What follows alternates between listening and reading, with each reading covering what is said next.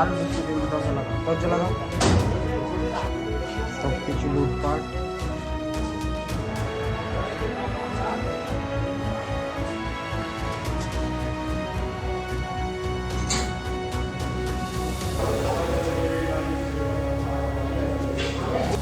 এখানে দরজা ছিল সেটা এখানে পড়ে আছে, বাথরুম সব কিছু ভাঙচুর করা হয়েছে।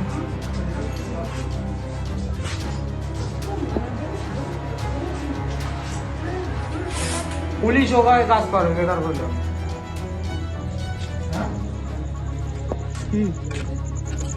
আমাদের রাজাপুর গ্রাম ভাঙর 1 নম্বর ব্লকে। আমার ছেলের নাম সাবধান। আমাদের বাড়ি খুব কষ্ট করে করা, আমি গরিব মানুষ, খাটি খাই। আপনি এখন প্রমাণ দিতে পারবেন। আমার বাড়ি থেকে কুরবানির সময় আমি 2টো করে গরু পুষি, বিক্রি করি, বড় বছর আমার সংসার চলে। 2টো গরু লুটে নিয়ে গেছে, আমার ঘরের তছনছ করে গেছে। আপনি দয়া করে এসে দেখে যান আমার বাড়ি। কিছু আমার বৌমার সোনা হাতের চুড়ি মাকড়ি ছিল, নাতির একটা আংটি ছিল, 1.5 লক্ষ টাকা। আমার জমি চাষ করি, কিছু পরের জমি, সর্ষে আমার 1.5 কুইন্টাল ছিল, 2 কুইন্টাল চাল, সব জিনিস আমার লুটে নিয়ে গেছে। গ্যাস চুলো সব কিছু লুটে নিয়ে গেছে।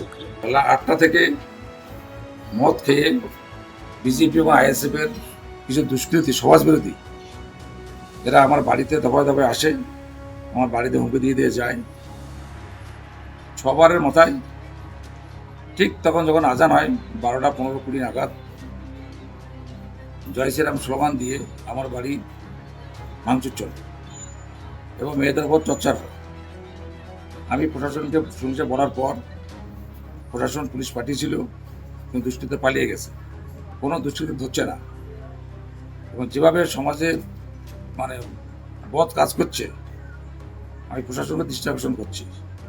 এবং সন্ধ্যাতে আমার মেয়ে, তার মুদিখানা দোকান আছে, কাল তালা মেরেছিল, সেই দোকানটা লুট করার জন্যে, এবং আমার ছেলের দোকান আছে সন্ধ্যাতে, মোবাইলের দোকান সন্ধ্যার মোড়ে, এই দুটো লুট করার জন্য বারে ফোন আসছে বিভিন্ন জায়গা থেকে যে আমরা দোকান লুট করবে, তোমাদের দোকান লুট হবে, তোমরা পুলিশকে বলো। আমি চন্দ্রসর থানাকে বলেছি আমি বুথ নম্বর 100 সন্ধ্যা প্রশাসনিক ব্যবস্থা যাতে নেওয়া হয়, পদক্ষেপ নেওয়া হয়, আমি অনুরোধ করছি। ভাঙড়ে আমি শান্তি শৃঙ্খলা প্রতিষ্ঠা করতে চাই ভাঙড়ের সাধারণ মানুষকে নিয়ে এই আহ্বান করেছি। ভাঙড়ের 1,26,555 জন আমাকে ভোট দিয়েছিল, তার বাইরে যারা অনেকে ভোট দিয়েছে আমাকে ছাড়া অন্যদের, প্রত্যেকের আমি এখন অভিভাবক তথা বিধায়ক। ভাঙড়ে শান্তি প্রতিষ্ঠা করার দায়িত্ব হচ্ছে আমাদের প্রত্যেকের। এখন খবর পাচ্ছি আইএসএফ এর নাম করে কিছু মানুষজন ব্যক্তিগত স্বার্থ চরিতার্থের চেষ্টা করছে। আজকে আমার এখানে আসার কথা ছিল না, কিন্তু আমাকে তড়িঘড়ি আমার অন্য প্রোগ্রাম কাট করে এখানে আসতে হয়েছে।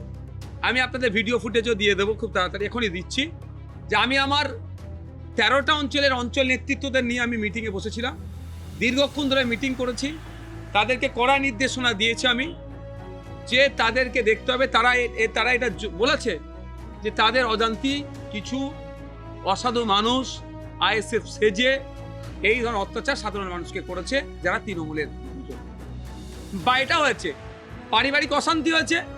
এখন সে আইএসএফ সেজে গিয়ে তার অন্যজনকে মারধর করেছে, আইএসএফ এর নামে দোষ আসছে, এটা মিথ্যা, মানে এটা আইএসএফকে বুমেরাং করা হচ্ছে। বা এটা ঘটনা ঘটেছে আইএসএফ তৃণমূল করতো, ক্ষমতা দেখিয়ে জমি দখল করে রেখেছিল, এখন রাতারাতি সেই লোকটাই যার জমি গিয়েছিল সেও তৃণমূল করতো, কিন্তু এখন সে রাতারাতি আইএসএফ সেজে ওই জমিটা উদ্ধার করতে যাচ্ছে, ফলে একটা ট্যাসেল হচ্ছে, সে আইএসএফ নাকি জমি দখল করতে যাচ্ছে। এই ধরনের একটা অপপ্রচার চলছে। ওদের আইএসএফটা জিতেছে ঠিক আছে, তৃণমূলটা তো উৎখাত হয়েছে, এটাই। এবং ভাঙড়ের মানুষকে একটাই বার্তা দেব যে কেউ কোনো ঝামেলার মধ্যে জড়াবে না, সবাই শান্তিপূর্ণভাবে থাকো, যে দলই জিতুক না কেন সবাই ভালোভাবে সুস্থভাবে থাকো। ফলো করুন সংবাদ প্রতিদিন ডিজিটাল।